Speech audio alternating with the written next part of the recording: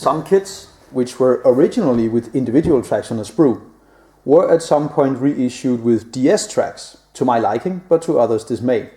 Regardless, you should be told what you are buying. And nowhere on the box on some of those re-releases did it state that you were getting DS instead of IndieLink tracks.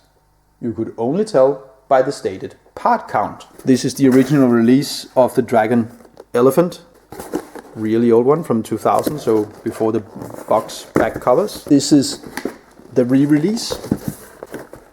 Has the same advertisement. It has the same product number and also the same sub number, whatever that reflects.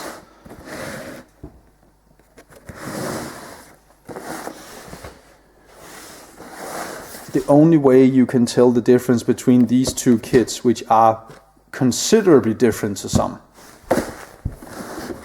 is the part count.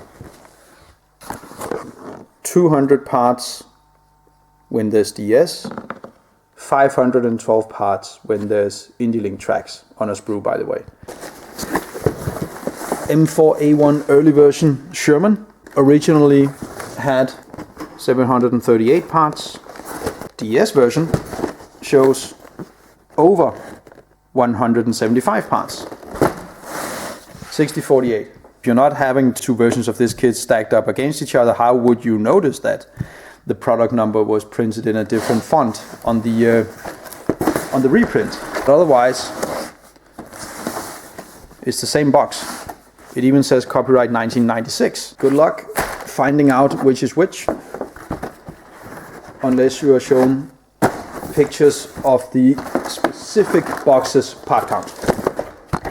It needs to be that specific box you are buying, not just a photo of those particular kits, because it's just not going to be precise enough.